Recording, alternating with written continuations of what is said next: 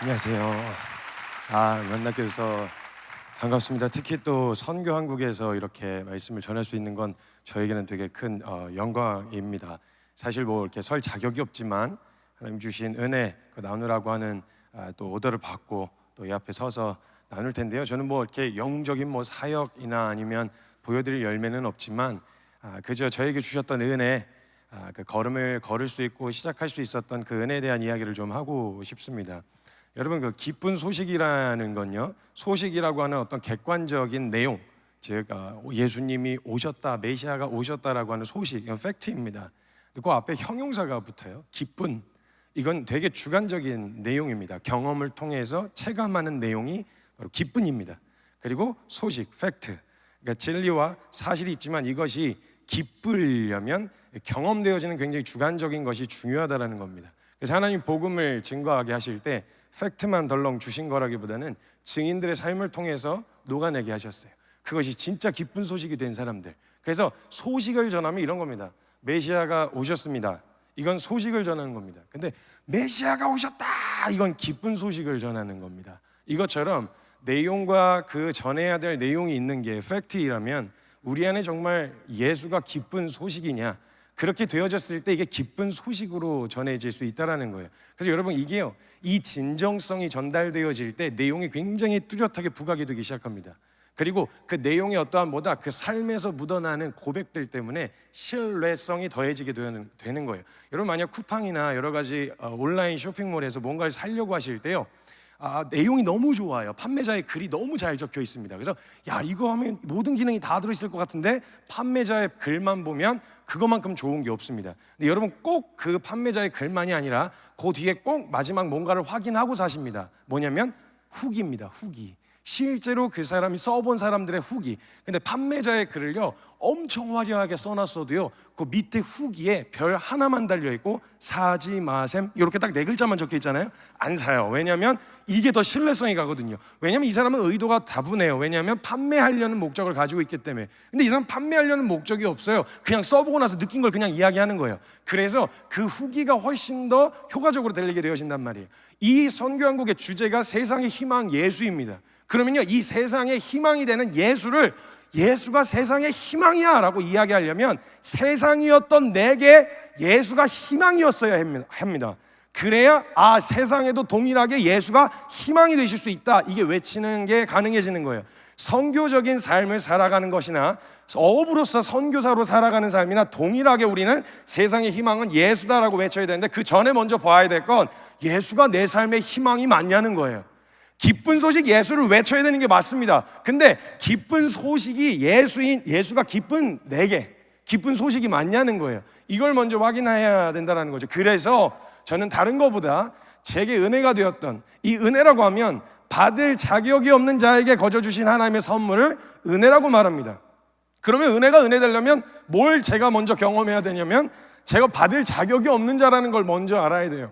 그래야 예수가 희망이 되어지고 예수가 소망이 되어질 수 있는 거예요. 그래서 제가 오늘 선 이유는 여러분에게 뭔가, 여기 대단한 선배님들도 많이 계시고 제가 감히 설 짬밥이 아니라서 다른 어떤 때보다도 긴장이 많이 됩니다. 설 짬밥이 아니라서. 그러나 받을 자격이 없는 자의 대표를 띄고 서는 거라면 그러면 할 수 있겠다.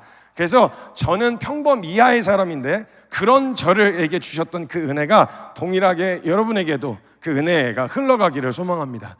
그래서 다른 어떤 먼저 내가 선교사로 헌신하냐 마냐 뭐 이런 내용보다요, 먼저 예수가 내게 희망이 되고 먼저 예수가 내게 기쁜 소식이 되면요, 선교사로서 살아라 말아라 할 필요가 없습니다. 그냥 그 삶을 사는 건 뭔가 헌신해서 일어나는 특별한 일이 아니라 당연한 삶이 되어지는 거예요.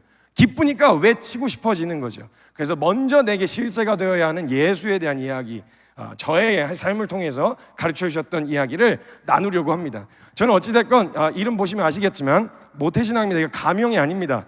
사역을 하기 위해 만든 이름이 아니에요. 본명입니다. 이름을 이따구로 지어놓은 거 보면 집안 분위기 짐작가시죠? 네, 선교사 집안에서 태어나서 MK로 자랐습니다. 그러다 보니까 노출되어 살아오는 환경이, 저는 예수 믿으면 핍박을 받는 환경이 아니라 예수를 제대로 안 믿으면 핍박을 받는 환경에서 자랐습니다. 그래서 저는 항상 고민해야 했어요. 믿음이 뭐야? 어떻게 하는 게 진짜 제대로 믿는 거야? 아니, 난 눈 딱 감고 그냥 교회 열심히 다니고 헌신하고 열심을 내는 거 저는 그거 못 하겠더라고요. 그럼 진짜 내게 예수가 기쁜 소식이 되셔야 되고 그게 진짜 내게 감격이 되고 은혜가 되어야 되는데 그런 척은 못 하겠다. 믿음이 뭐야?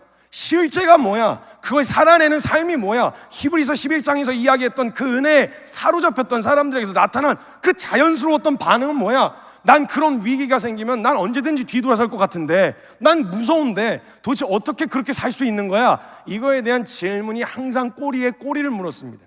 그러면서 주님이 제 질문을 가장 하나님의 주시고 싶으셨던 은혜의 자리로 끌고 가셨던 그 흔적들이 그 흐름으로 쭉 이야기를 할 텐데, 이게 저만의 이야기인 줄 알았어요. 저만 무식해서. 제가 너무 악독하고 고집이 세가지고 저만 그런 줄 알았어요. 근데 제가 이제 말씀을 나누게 되게 되어진 이유가 제가 고민했던 이야기를 나눴는데 똑같이 고민을 하고 있는 거예요. 전 제가 약간 또라이 기질이 있어가지고 저만 똘끼가 있어서 저만 그런 고민을 하는 줄 알았더니 밖에 나와봤더니 또래들이 많더라고요. 다 그런 고민을 하고 있는 거예요. 아, 그런 척 하지 말고 그러면 우리 제대로 직면해보자 하며 인도해 주셨던 그 과정이 성경 안에서 주님이 얼마나 친절하게 인도하고 계셨었는지를 보게 됐어요. 그 은혜, 그 고민의 흐름으로 저희가 오늘 이 시간을 좀 나누려고 합니다. 여러분, 한번 질문 한번 던지고 시작해 볼게요. 믿음으로 사는 거, 실제로 진짜 우리가 옳다고 말하는 그 믿음으로 사는 삶이 쉽다라고 이렇게 느껴질 때, 쉽다, 뭐 그냥 누구나 다 하는 거지, 뭐 아무나 하는 거 아니야? 이렇게 느껴지시는 분 계시다면 손 한 번만 들어주시겠어요? 믿는 거 쉽지? 하나 믿는 거 오케이, 감사해요. 네, 괜찮아요. 뭐 이쪽도 안 들고 저쪽도 안 들고 서로 막 어색해지니까요, 어느 한쪽은 좀 들어주시면 감사할 것 같아요. 분위기가 어색해질 것 같아요. 자, 그럼 다음 질문. 믿는 거 어렵다, 치열하다, 쉽지 않다, 힘들다, 고단하다, 피곤하다, 이런 정서가 느껴지시는 분 계시다면 손 한 번만 들어주시겠어요? 감사합니다. 내려주세요. 네, 걱정하지 마세요. 다 그래요. 다 그런 생각을 갖고 있으니까 걱정하지 마세요. 이야기 풀어가기가 너무 수월할 것 같습니다. 여러분, 믿음이라고 했을 때 우리가 보통 느끼는 정서가 뭐냐면 힘들다, 어렵다, 짜증난다, 고단하다, 치열하다, 이런 생각이 찾아 들어와요. 어려운 일이다, 이런 생각이 든단 말이에요. 왜 그런 거냐면 포기해야 될 것에 자꾸 집중해서 그래요. 믿었을 때요, 여러분 생각해 보세요. 삼성의 회장이 와서 너 걱정하지 마, 나만 믿어, 이러면 여러분 안심이 되세요? 아니면 두려우세요? 안심이 되죠. 뭔가 문제가 생겼을 때 해결해 줄 것 같으니까, 그리고 그런 능력이 있는 대상이 그런 얘기를 하니까 안심이 되잖아요. 그럼 나만 믿으란 말은 원래 안심해야 되는데 왜 우리는 하나님을 믿으라고, 넌 나만 믿어라고 이야기하는 이 내용이 왜 부담스럽게 느껴지냐고요. 벌써 믿는다고 했을 때 연상되는 삶이 있는 거예요. 그러니까 뭔가 포기해야 되고 못하게 되고 내려놔야 되고 이런 게 자꾸 생각나니까 믿음을 살면 이것도 못하고 저것도 못하잖아, 이런 생각이 드는 거죠. 죄송합니다. 저에게 주어진 시간이 1시간입니다. 그래서 제가 이게 원래 2시간짜리 분량인데 이걸 1시간으로 압축하려니까 말의 속도를 2배속으로 해야 됩니다. 다소 랩처럼 들리실 수 있더라도 이해를 해주시면 감사하겠습니다. 네, 물 한번 먹고 시작하겠습니다. 네.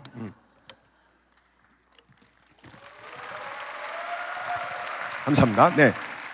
한 청년이 와서 저에게 질문을 했어요. 청사님, 전 믿음을 살고 싶지가 않아요. 왜 그러냐고 물었어요. 그랬더니 믿음을 살면 이것도 못하고 저것도 못하고 이것도 못하고 저것도 못하고 막 얘기를 하는 거예요.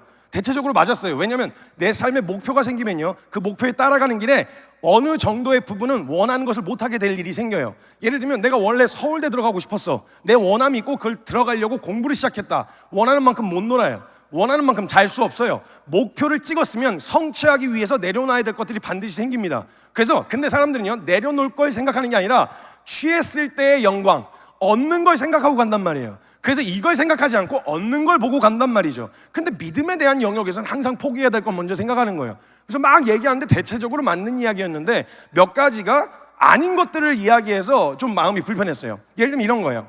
갑자기 선교사님, 믿음을 살면 이것도 못하고 저것도 못하고 얘기하다가 중간에 갑자기 믿음을 살면 연애도 못하고 뭐 결혼도 잘 못하고 그런 거 아닙니까? 이러더라고요. 그래서 제가 그런 건 또 그냥 넘어가는 타입이 아니에요.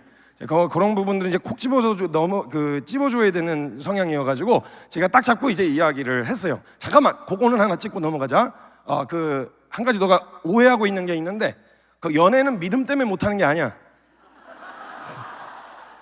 그건 그냥 못하는 거야.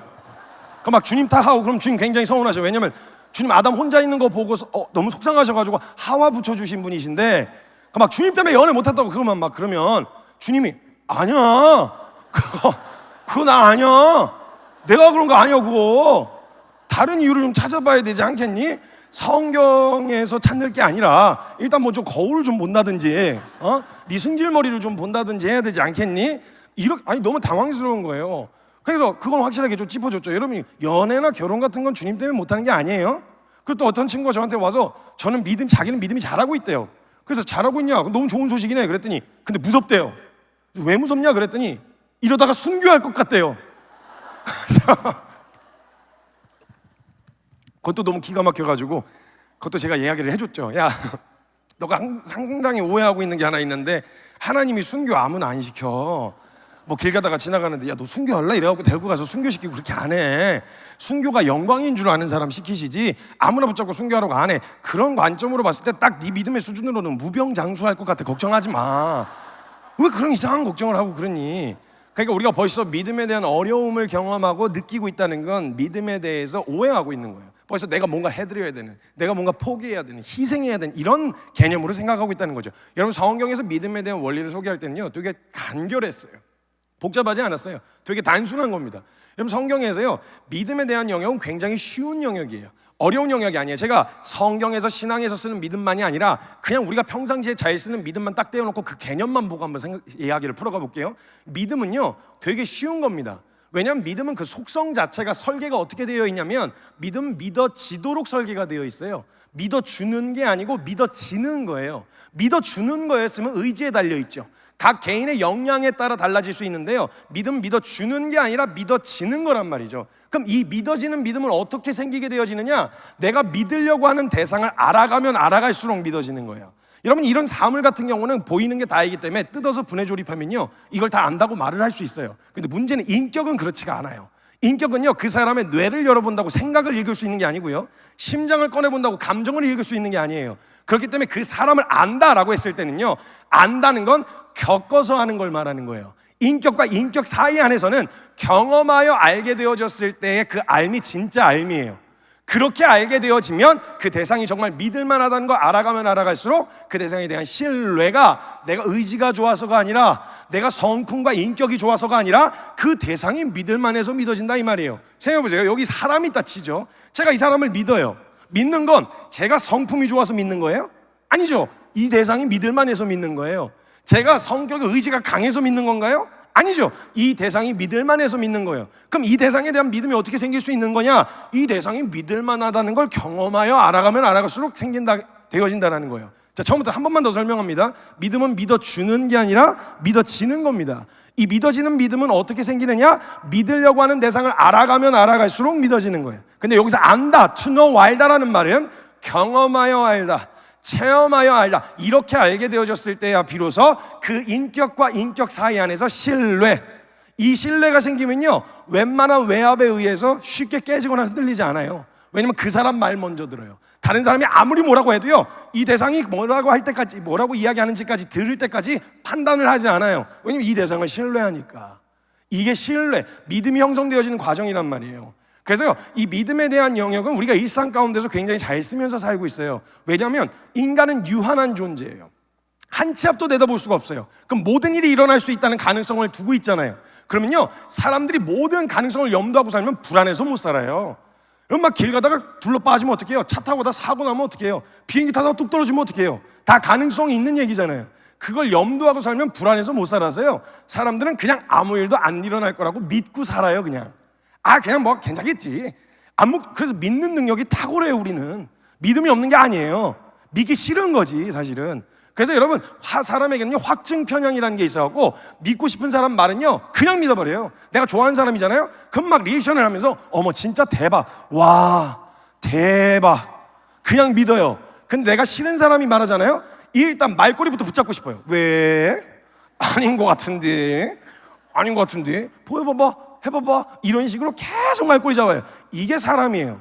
그러니까 뭔가 우리가 믿음의 내용이 어려워서가 아니라 믿기 싫은 거예요. 그 마음에 하나님 두기를 싫어하는 죄인의 본성 때문에 아무리 보여줘도 믿고 싶지 않은 거죠. 인정하고 싶지 않은 거예요. 그래서 사람들은요 믿는 능력이 탁월해서요 그럼 여기 이렇게 편안하게 앉아서, 여기 지하 지금 4층, 여기가 지하 4층입니다 여러분. 여기 위에 지금 얼마나 높은 건물이 있는 줄 아세요? 여러분 안 불안하세요? 이거 지금 기둥이 없어요. 이거 불안라 치면 얼마나 불안한 거예요? 근데 여러분 누구도 의심을 안 해요. 괜찮겠지 뭐, 지은 사람을 본 적도 없어, 어떻게 지었는지 과정도 못 봤는데 괜찮겠지 뭐, 그냥 이러고 있는 거예요. 근데 여러분 만약 여기 갑자기 덜덜덜 흔들리면서 뭐가 우수수 떨어지기 시작하잖아요. 그러면 아무 일도 안 일어날 거라고 암묵적으로 믿고 있었던 그 믿음의 균열이 가기 때문에 여기 가만히 못 있어요. 제가 한번 이 똑같은 예화를 포항에 가서 한번 한 적이 있었어요. 포항. 그때 지진이 일어나기 전이었거든요. 근데 지진하고는 상관없는 얘기인데 제가 대학생들 새내기들 대상으로 세미나를 좀 해달라고 해서 오케이를 했어요. 근데 거의 일주일 정도 앞뒀을 때 담당자로부터 연락이 온 거예요. 그래갖고 저한테 뭐라 그러냐면 죄송한데 그게 기독교 관련 모임이 아닙니다. 그래서 불신자가 60% 이상입니다 그러는 거예요. 그래서 대놓고 예수를 얘기하면 안 된대요. 종교색이 띄면 안 된대요. 그래서 예수님 얘기나 십자가 복음 이런 얘기를 하면 안 되고 그렇게 다이렉트로 하지 마시고 혹시 좀 인문학적으로 접근을 해가지고 우회해서 복음을 전해줄 수 있겠냐고 저한테 요청을 하는 거예요. 그럴 거면 왜 날 불렀어? 나 선교사인데. 인문학 교수를 불렀어야지 그러면. 그 어떻게 일주일밖에 안 남은 걸. 그래서 알겠다 그랬어요. 그래서 일단 갔는데 저는 도대체 예수님 얘기를 안 하고 복음을 어떻게 전해야 될지 무식해서 전 잘 모르겠더라고요. 그래서 어차피 책임은 진행자가 지는 거잖아요. 그냥 했죠. 니는 죄인이다. 니는 십자가가 필요하다. 막 그러다 다 죽는 거야. 막 이러면서 막 난리를 쳤어요. 분위기가 되게 어수선했죠. 왜냐면 60% 이상이 불신자였으니까. 첫날 그렇게 하고 둘째 날에 제가 믿음에 대한 원리를 설명하면서 너희 오해하고 있는 게 믿음이 종교인에게만 필요한 게 아니다. 우린 모두가 다 믿음을 쓰면서 산다. 하나님이 있다고 믿는 삶을 살든지 아니면 하나님이 없다고 믿는 삶을 살든지 그 둘 중 하나라서 우리가 이야기하는 거 없는 믿음을 만들어내라는 말이 아니라 없다고 믿었던 그 믿음의 방향을 바꾸란 얘기지 없다고 그냥 그 없는 믿음을 만들어내라는 게 아니다. 그러면서 자꾸 이야기하는 내용들 중에 이제 과학과 이성 vs 믿음 자꾸 이렇게 대립구도 놓는데 원래 과학, 이성과 믿음은 대립구도에 놓이는 구조가 아니다. 과학이라는 학문 자체가 관찰이 가능한 명제를 가지고 실험을 통해서 참인지 거짓인지를 밝혀내는 학문이 과학이에요.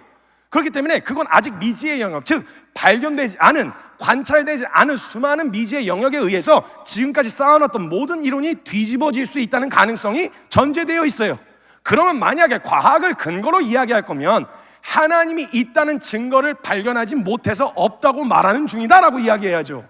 지금까지 증거를 찾지 못했다는 말이 부재의 증거는 아니잖아요.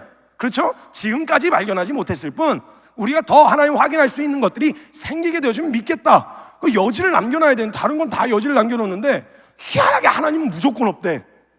100% 없대. 이건 뭐 과학적인 근거 가지고 얘기하는 게 아니라 마음에 하나님 두기가 싫은 거예요 그냥. 그래서 믿음과 이거는 충돌한 지점이 아니다. 너희도 믿음 얼마나 잘 쓰면서 사는지 모른다면서 제가 방금 썼던 그 예화를 쓴 거예요. 썼는데 제가 그 마무리하고 나서 대체적으로 반응이 좋았는데 끝나고 나서 숙소에 돌아갔는데 웬 놈이 찾아왔어요. 새파랗게 어린 게. 저도 파란데 더 파란 게 왔어요. 그래서 막 두드리면서 나오라는 거예요 저보고. 그래서 제가 잠들라다가 좀 짜증이 나서 깼어요. 그래서 왜 그러냐 했더니 이 친구가 공대생이에요. 거의 대체적으로 다 공대생이었는데 포항에 무슨 공대가 있나 봐요. 묻지 마세요. 알려고 하지 마세요. 포항에 무슨 공대가 있어요. 근데 거기 있는 놈이 와가지고 공대생이라는 프라이드가 얼마나 강한지 문장 시작할 때 공대생으로 시작해서 문장 끝날 때 공대생으로 끝나는 문장을 구사하는 거야 이 자식이. 저한테 이렇게 얘기하는 거예요. 아까 자기가 그 강의 듣는데 좀 불편한 게 있어서 왔다는 거예요. 그래서 뭐냐 그랬더니 자기는 공대생이라는 거예요. 그래서 아까 전에 강의하는데 무슨 암묵적인 믿음이라고 얘기한 그 대목이 자기는 굉장히 불편하다는 거예요. 왜냐면 공대생이기 때문에. 이런 식으로 문장을 구사하는 거예요. 뭐가 불편했냐 그랬더니 자기는 공대생이라는 거예요. 그래서 무슨 자기는 암묵적인 믿음 때문에 거기 있었던 게 아니라는 거예요. 자기는 공대생이기 때문에 확률 때문에 거기 있었다라는 거예요. 왜냐면 공대생이기 때문에. 듣는데 조금 짜증이 났어요. 근데 무슨 제가 대답을 준비한 게 아니잖아요. 그래갖고 알겠다, 네 무슨 얘기하는지 알겠다. 그래갖고 제가 잠깐 생각을 좀 정리하면서 잠깐만 내가 생각 좀 정리하면 하면서 주님 앞에 짧게 지혜를 구했어요. 하나님 저 자식 한 방 먹일 수 있는 지혜를 주세요. 이렇게 기도했어요. 그리고 나서 생각을 정리한 다음에 이야기를 했어요. 오케이, 너의 논리로 이야기해보자. 공대생이라고 하는 너의 그 논리로, 공대생 관점으로 한번 이야기해보자. 너가 봤을 때 그 건물이 무너지지 않을 확률이 100%냐 물었어요. 그랬더니 아니래요. 그럴 수는 없대요. 천재지변까지도 가능성으로 본다면 무너질 수 있는 확률이 있대요. 거기까지 딱 붙잡고 이야기를 했죠. 그러니까 확률에도 믿음이 필요한 거잖아. 같은 공대생이라도 아무리 낮은 확률이라도 무너질 수 있다는 가능성을 믿었던 놈은 수리를 하든 보수를 하든 뭔가 점검을 하든 체크를 하든 나가든 액션을 취했을 거 아니야. 넌 그냥 그 높은 쪽 확률을, 대다수의 사람들이 그렇지만 높은 쪽 확률을 믿은 거고, 그러니까 확률에도 믿음이 필요한 거 아니냐 얘기를 했어요. 그 다음에 다음 얘기가 나오지 않길 바랬어요. 왜냐면 딱 거기까지만 준비했거든요. 근데 가만 보니까 얘가 새내기였어요. 새내기여서 교양 과목도 안 배운 거예요. 갑자기 자신감이 생긴 거예요. 그래서 물어붙였어요. 대답해보라고. 대답해보라고. 그랬더니 갑자기 막 머리를 쥐어짜내는 척하더니 같이 오케이 그러더니 그냥 하더라고요. 그래서 막 승리의 기쁨을 만끽하면서 이제 잠에 들었어요. 우리가 일상 가운데서 이렇게 믿음을 잘 쓰면서 산단 말입니다. 근데 여러분 생각해 보세요. 왜 우리는 이렇게 잘 쓰던 믿음이 하나님 믿는 믿음에만 이렇게 어렵냐는 거예요. 하나님 믿는 믿음에만 이렇게 힘들고 고단하게 느껴지냐는 거죠. 이게 우리가 계속 믿음에 대한 오해의 지점이 있어서 오해를 가지고 있어서 그런데요, 믿었을 때 자연스럽게 생각나는 연상되는 삶이 있어서 그래요. 여러분 한번 생각해 보세요. 여러분의 교회에서 야, 이 사람 믿음 좋다, 야, 이 사람 참 신실한 사람이야 라고 딱 했을 때 떠오르는 사람들이 있죠? 없군요. 참 안타까운 일입니다. 그게 참 믿음의 사람들이 있어야 되는데, 그래도 신실하다, 주님 정말 사랑하는구나, 이런 사람들이 있잖아요. 한두 명씩. 그죠? 보통 어떤 사람들의 어떤 모습을 보고 믿음 좋다는 생각이 드시나요? 제가 하나 던져볼 테니까 빠르게 던져주세요. 시간 없으니까. 아니면 그냥 제가 진행해버립니다. 제가 먼저 하나 던져볼게요. 성경 많이 읽는 사람. 그죠? 자, 또 기도 많이 하는 사람. 기도 크고 길게. 그죠? 또 말씀 많이 하는 사람. 또 헌금 나와야죠. 헌금 말씀 막 다른 거 다 섭렵해야죠. 막 종류별로 섭렵을 해야 돼요. 찬양 열심히 하는 사람. 찬양도 그냥 하면 안 돼. 앉아서 하고 그러면 안 돼. 일어나야 돼. 일어나서 멀뚱멀뚱 가만히 서 있고 그러면 안 돼. 손 들어야 돼. 손도 어설프게 이렇게 들고 있으면 안 돼. 그러면 안 돼. 손가락이 그 신령해 보이는 손가락 각도가 있단 말이에요. 아세요? 검지손가락 살짝 뒤로 빠져가지고 이렇게, 와, 이 사람 손가락 저절로 올라갔나? 약간 이런 느낌 드는 거 있잖아요. 여러분 생각해 보세요. 자, 성경 많이 읽고 성경 많이 알고 기도 정말 오래 하고 열심히 하고 찬양, 봉사, 헌신, 주일 성수, 금요철야, 수요예배, 새벽기도 빠지지 않고 교회 행사라고 하면 가장 적극적으로 앞서서 사역한 사람, 딱 그 사람이 한 사람이 모든 조건을 가지고 있다 칩시다. 그럼 딱 그 사람 보면 믿음 좋다는 생각 드시겠죠? 동의가 되시죠? 오케이. 자, 방금 그 기준으로 우리 성경에서 믿음 좋은 사람 한번 찾아봅시다. 그 기준으로 성경에서 믿음 좋은 사람 찾으면 어떤 사람들이 등장할까요? 바리새인. 너무 잘하시네요. 여러분 바리새인, 근데 바리새인 하면 느낌이 어떠세요? 정서가 부정적이시죠? 그러시면 안 돼요. 여러분 그러시면 안 돼요. 왜냐하면 바리새인은요, 예수님 정도는 돼야 까실 수 있는 분들이시고요, 죄송합니다, 감히 저와 여러분들 따위가 함부로 판단하실 수 있는 분들이 아니세요. 예수님이 독사의 자식들아 이랬다고 우리도 해도 되나 보다. 이 독사의 자식들 막 야 회칠한 무덤 이렇게 하면 안 돼요.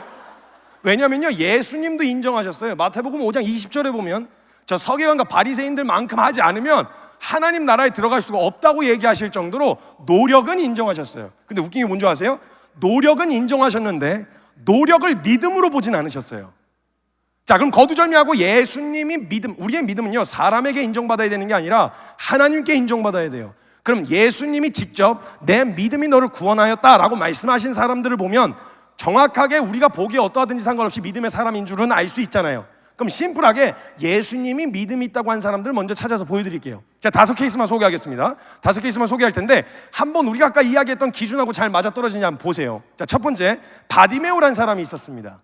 바디메오, 눈먼 소경이었던 이 사람은 우리가 아까 이야기한 기준으로 봤을 때 믿음의 사람이에요? 아니에요? 아니에요. 근데 예수님이 이렇게 말씀하셨어요. 내 믿음이 너를 구원하였다. 자, 두 번째, 12년 동안 혈루증 앓았던 여인이 있어요. 예수님이 이렇게 옷자락이라도 만지면 나을 것 같아서 붙잡았던 여인. 이 여인은 우리가 아까 이야기한 기준으로 봤을 때 믿음의 사람이에요? 아니에요? 아니에요. 여자여, 내 믿음이 너를 구원하였다. 평안히 가라. 이렇게 말씀하셨단 말이죠. 뭔가 다르죠? 자, 세 번째는요, 10명의 나병 환자가 있었습니다. 예수님께 고침을 받고 나서 예수님께 돌아온 나병 환자에게 예수님이 내 믿음이 너를 구원하였다라고 말씀하셨어요. 이 나병 환자는 우리가 아까 이야기한 기준으로 봤을 때 믿음의 사람이에요? 아니에요? 아니에요. 자, 이번에는요, 나머지 두 사람은요, 극찬받은 사람 소개시켜 드릴게요. 예수님이 그냥 칭찬을 하고 내 믿음이 너를 구원하였다 정도가 아니고요, 야, 내 믿음이 크다 이러면서 이 칭찬을 있는 대로 하셨던 분이 성경에 딱 두 사람밖에 없어요. 근데 이 두 사람의 공통적인 특징이 뭔지 아세요? 둘 다 이방인이었어요. 유대인이 아니고 이방인이었어요. 첫 번째 인물은요, 성경에 수로보니게 여인이라고도 기록되어 있고 가나안 여인이라고도 기록되어 있는 한 여인이 있었어요. 딸이 귀신에 들려 찾아옵니다. 도와주세요. 그랬더니 예수님 모른 척 하시는 거예요. 유대인들이 딱 이방인을 대하던 태도로 대하세요. 그러니까 듣다가 보다가 이 제자들이 옆에서 보고 있는데 너무 하신 거예요, 예수님이. 그래갖고 가가지고 예수님한테 그거 좀 도와주세요. 왜 안 하던 짓을 하고 그러죠? 도와주세요 좀 이래요. 성경에 보면 놓아주소서 이렇게 부탁을 해요. 그래서 예수님이 기껏 그 이야기를 듣고 가셔서 기껏 하신다는 말씀이 뭐라 그러시냐면, 내가 자녀에게 줄 떡을 개에게 던지는 게 마땅치 않다 이러시는 거예요. 사람 보고 개라 그러시는 거예요. 이거. 개라고. 그 그게 딱 유대인들이 이방인 대하던 태도였거든요. 사람 취급 안 했어요. 그럼 여러분 기분 나빠서 갈만도 하잖아요. 아, 너도 별 수 없는 유대인이구나 하고 갈만도 하는데, 이때 이 여인이 되게 재밌는 반응을 보여요. 이렇게 이야기합니다. 맞아요, 예수님, 저 개예요. 성경에는 주여 올소이다마는, 그래서 제가 받을 자격이 없다는 걸 너무 잘 알고 있어요, 제가. 그래서 다 달라는 말이 아니고요, 혹시 저 같은 자에게라도 떨어질 은혜의 부스러기는 없을까요? 주여 올소이다마는 개도 주인의 상에서 떨어지는 부스러기는 먹나이다. 여기까지 딱 들었는데 예수님 그거 딱 듣고 나서 은혜와 감동을 이빠이 받으셨어요, 주님. 오, 여자요? 야, 내 믿음이 크도다 막 이래가지고 칭찬을 있는 대로 해주세요. 이게 첫 번째 인물입니다. 여러분, 두 번째 인물은 백부장이라는 사람이 있었어요. 들어보셨죠, 백부장? 여러분, 이게 백부장이라는 게 성이 백이고 이름이 부장이라는 게 아니에요. 아시죠? 제가 왜 이 이야기를 할까요? 그렇게 알던 놈을 만났으니까 제가 이야기를 하는 거죠. 100명의 부하를 거느리던 직책이 백부장입니다. 1000명은 천부장이고. 표정 관리 잘하세요, 여러분. 지금 백부장이 찾아왔어요. 하인이 병이 들었다고 도와달라고 요청한 거예요. 그때 예수님이 가자 흔쾌히 이야기를 하세요. 근데 이때요, 백부장이요, 흔쾌히 가겠다는 예수님을 보고 성경을 근거로 한 엄청난 믿음을 쓴 게 아니에요. 그냥 사회생활 하면서 터득한 대로 반응한 것 뿐이에요. 어떻게 반응했냐면, 자기가 섬기던 황제는요, 말만 하면 되더라고요. 야, 저 내 동상 하나 있었으면 좋겠구만. 그랬더니 노예들이 가서 동상을 만들어요. 근데 야, 이거 땅 보면서 이거 우리 땅에 있으면 좋겠네. 막 장수들이 가갖고 땅을 뺏어와요, 목숨 걸고. 아, 왕은 말만 하면 되는구나. 이걸 그냥 사회생활하면서 터득해 있었어요. 예수님이 왕이라길래 진짜 왕처럼 대한 거예요. 그냥 대한 거예요. 그렇게 대하면서 갑자기 가자 그러니까 무슨 말씀이죠? 직접 가신다니요.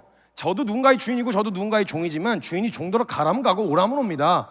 말씀만 하옵소서 그리하면 낫겠나이다, 이런 거예요. 여러분, 우리가 직장 상사만큼만 주님 대했어도 우리 삶은 벌써 뒤집어졌어요. 그 정도만 실제로 주님을 대했어도.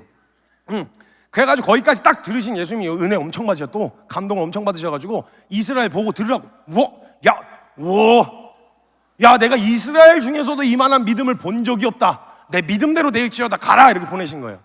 자, 이 두 사람, 극찬받은 두 사람, 우리가 아까 이야기한 기준으로 봤을 땐 믿음의 사람이에요, 아니에요? 아니에요. 자, 여러분, 이 5케이스는 주님이 믿음의 방법, 이걸 하면 믿음, 이걸 하지 않는 게 믿음, 방법을 알려주시고 싶으셨던 게 아니라 원리를 가르쳐주고 싶으셨던 거예요. 원리 뭔지 한번 보세요. 여러분, 이 5케이스의 공통적인 특징이 있습니다. 뭐냐면 이 5케이스는 공통적으로 자신의 힘으로서는 벗어날 수 없는 어떤 한계 앞에 서 있던 사람들이었어요. 그렇죠?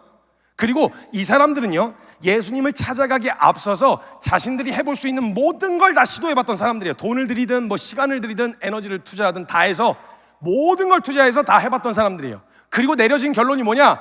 나는 안 된다, 불가능하다, 내 힘으로는 벗어날 수가 없다라고 하는 결론이었어요. 이걸 깨닫고 예수님한테 올 때에는 이 사람들의 태도가 어땠냐면, 예수님을 여러 가지 가능성 중에 한 분이 아니라 이 문제로 벗어나게 하실 수 있는 유일하고도 마지막 소망이 예수님이었어요. 그래서 그 결론을 가지고 예수님 앞에 나와 엎어진 태도를 보시고 예수님 말씀하시길, 내 믿음이 너를 구원하였다라고 말씀하신 거예요. 이걸 쪼로로 오늘날 우리에게 적용을 하면 이렇게 됩니다. 저와 여러분요, 싫든 좋든 원든 원치 않든 상관없이 한 가지 문제를 가지고 태어났습니다. 뭐냐? 죄인이라는 거예요. 이 죄인이라는 걸 인정하고 말고 이런 거, 이게 제일 인정하기가 어려운 게 오히려 잘 살려고 애썼던 사람들이 더 그래요. 근데 여러분, 이 죄에 대한 개념, 어떻게 죄인이 됐는지까지 이야기하기엔 좀 시간이 너무 하고, 죄인이라는 사실을 보는 건 어렵지가 않아요. 한 청년이 와갖고 저한테 얘기한 거예요. 성사님, 제가 그 로마서 5장 20절에 보니까 죄가 더한 곳에 은혜가 넘쳤다는 말이 있습니다. 그렇다 그랬어요. 그 말이 내가 죄인인 걸 알아가면 알아갈수록 나 같은 죄인을 사랑하시는 하나님의 은혜가 더 크게 다가온다, 이 말 아닙니까? 그렇다 그랬어요. 잘 안 해, 그랬어요. 그랬더니 저한테 그럼 제가 죄인인 걸 어떻게 알 수 있나요? 그러는 거예요. 그래서 궁금하냐 그랬어요. 궁금한데요. 아니, 지금까지 네가 충분히 나는 보이는데 네가 죄인인 게 너는 안 느껴지냐? 너가 직접 직면할 수 있도록 도와주겠다. 돈 받아볼래? 그랬더니 그렇게 하고 싶대요. 그러면 한 이틀밖에 안 걸려, 해볼래? 그랬더니 해보겠대요. 너 펜하고 종이 가져와 그랬어요. 그래서 펜하고 종이를 가져왔어요. 가가지고 와갖고 기대에 찬 눈망울로 저를 쳐다보고 있길래, 넌 지금부터 이틀 동안 네 머릿속에 스치고 지나간 생각들을 다 적어라. 너 누굴 보면서 들었던 생각들 있지? 누굴 보면서 어디서 무엇을 어떻게 하고 싶었는지 구체적으로 적어라. 대상의 이름까지 적어라. 그리고 그 내용, 이거 써도 될까? 라고 생각한 그 내용도 적어라 그랬어요. 그래가지고 그걸 적으라 했더니 해보겠대요. 그리고 났는데 그걸 진행하면서 그 녀석 덕분에 그 같은 기술 훈련 받는 애들이 같이 그걸 하게 됐어요. 근데 웃긴 증상과 반응들이 나타나는 거예요. 얘네들이 그 노트를 두고 어디 못 가요. 화장실 갈 때도 들고 가고요, 샤워하러 갈 때도 들고 가고요, 잘 때도 베개 밑에 껴놓고 자는 거예요. 그래서 제가 저녁에 지나가다 만났어요. 그래서 죄인이 이거 잘 보고 있냐 그랬더니 저한테 오더니 얼굴 잔뜩 흘러내려가지고 귓속말로 선생님 전 쓰레기입니다 그러더라고요. 그래서 마저 봐라 그랬어. 이틀을 다 채우고 나서 다 같이 모였어요. 죄인인 거 봤냐 그랬더니 그 같은 기수 애들이 대여섯 명이 죄인이라는 거예요. 자기는 와, 자기가 이럴 줄 몰랐대요. 진짜 이거 써는 걸 직접 보고 나서 와, 자기는 죄인이에요. 그래서 자기는 재활용은 될 줄 알았대요. 안 된대요. 일반 쓰레기래요. 태워버려야 된대요. 자기는 막 과격하게 표현하는 거예요. 그래서 다들 은혜스럽게 잘 마무리할 수 있었는데 제가 또 그렇게 끝내면 제 스타일이 아니거든요. 그래서 저한테 질문했던 녀석을 이렇게 세웠어요. 사람들 다 있었는데 발표해라 그랬어요. 잠깐만요. 나 희한하네. 죄송합니다. 여러분 혹시 걔 누군지 아세요? 아니면 걔 노트에 뭐가 적혀 있는지 아세요? 근데 왜 뭐가 적혀 있는지 아는 사람처럼 반응하시죠? 희한하잖아요. 누가 뭘 적어놨는지 모르시는데 어떻게 나쁜 놈 어떻게 그런 짓을 장인해 막 이런 생각을 하시는 이유가 뭐예요? 여러분도 아시는 거예요. 내 노트에다가 만약 내 생각을 적어놓으면 대충 거기에 뭐가 적혀 있을지 여러분도 짐작하시는 거예요. 그죠? 근데 여러분 이 죄인이 가지고 있는 죄성은요, 상황과 조건만 갖춰지면 무조건 열매 맺습니다. 무조건이에요. 그 조건이 갖춰지지 않아서 아직 초에 있는 불처럼 있을 뿐, 요게 상황과 딱 조건만 맞아 떨어지면요 그냥 옮겨 붙이는 건 시간 문제예요. 그래서 주님은요 보여질 때 살인이라고 하는 것과 살인을 가능하게 하는 원동력이 되는 분노를, 이 분노가 상황과 조건만 딱 맞아 떨어지면 살인한 열매는요 시간 문제이기 때문에 살인이나 분노나 살인으로 보시는 거예요. 여러분 이걸요 스스로 애써서 해결해 보려고 몸부림을 치는데 안 되는 거죠. 살인까지는 어떻게 해볼 수 있어? 이 분노는 어떻게 할 거예요? 이게 안 되는 거예요. 그러니까 여러분 만약 생각해보세요. 이 인간의 죄성 그냥 방출하고 냅두잖아요. 그럼 인간 자멸이에요. 그냥 자멸. 그냥 법이라고 하는 울타리를 해놓은 이유는 뭐 인간이 그걸 규칙을 지키고 이게 아니라 최소한 자멸은 하지 말자. 최소한으로 분출하면서 살되 남을 해치는 정도까지는 가지 말자. 이거 딱 여러분 무정부 상태 된다고 생각해 보세요. 무슨 일이 일어날까요? 막 파라다이스 막 서로의 것을 나누고 막 이런 일이 일어날까요? 아니죠. 살인, 강간, 방화, 폭력, 강도, 별의별 다 이런 이미지가 연상되시죠? 이게 인간이에요. 그 인간의 죄성을요 굳이 성경 들여다보지 않아도 역사를 통해 그냥 다 봐가지고 안 된다. 이거 가이드 없으면, 기준이 없으면 우리 다 죽겠구나. 그래서 부랴부랴 법을 만든 거예요. 이게 인간이에요. 이걸 내 스스로의 힘으로 해결해 보려고 애를 쓰고 몸부림을 치는데 안 되는 거예요. 내가 이걸 스스로 의로워지려고 벗어나 보려고 그것으로부터 자유해 보려고 몸부림치는데 안 되는 거예요. 그렇게 몸부림친 인간의 최상급 인간이 사도 바울이었는데 그 바울이 그렇게 몸부림치다가 내린 결론이 뭔지 아세요? 오호라 나는 공고한 사람이라. 누가 나를 이 사망의 몸에서 건져내랴. 내가 의를 소망해. 내가 원하기는 해. 근데 무언가 마음에 또 다른 한 법이 나를 자꾸 질질 끌고 가는 거예요. 해결해 보려고 해도 안 된다라는 결론을 딱 깨달은 그 상태. 나로서는 벗어날 수가 없다. 내가 그냥 죄인이구나. 내가 죄를 지어서 어떤 행위적 죄를 지어서 죄인이 된 게 아니라 죄인이라서 죄를 지을 수밖에 없는 거구나. 내가 요걸 딱 깨닫게 되어진 채로 이걸 해결하러 오신 분이신 예수님 앞에 나아가 엎어졌더니 예수님이 그걸 보시면서 말씀하시기를 내 믿음이 너를 구원하였다 하신다는 거예요. 우린 믿음으로 주님 앞에 서면 이런 모습이어야 한다고 생각했어요. 깨끗해야 돼, 정결해야 돼, 거룩해야 돼. 여러분 거룩을 스스로 이룰 수 있는 게 아니에요. 거룩하게 하시는 분이 주님이세요. 그럼 우리는 그 모습으로 인정된 죄인, 내가 죄인이라는 걸 인정된 상태로 주님 앞에 나아가 그 엎어진 태도를 주님이 믿음으로 봐주신다라는 거예요. 제가 이제 이렇게 막 이게 막 쏟아붙이고 이야기를 하면 여기까지 오면 이렇게 말려요. 말이 하도 빨라가지고 그런 것 같은데 이러면서 딸려오는데 성경적 근거가 있어야 되지 않습니까? 그럼 제가 예수님이 직접 제자 훈련시키신 사람을 어떻게 바꿔놓으셨는지를 보여드리겠습니다. 그게 저의 삶의 과정이기도 했고요. 예수님이 직접 제자 훈련시킨 거예요. 사람이 시킨 게 아니고. 그 훈련시킨 사람을 어떻게 바꿔놓으셨는지를 제가 보여드릴게요. 그럼 제가 지금까지 이야기한 내용이 무슨 말인지 이해가 되실 거예요. 예수님의 12제자 중에 유독 눈에 튀는 분이 한 분 계십니다. 아까 등장하셨었죠, 드라마에서.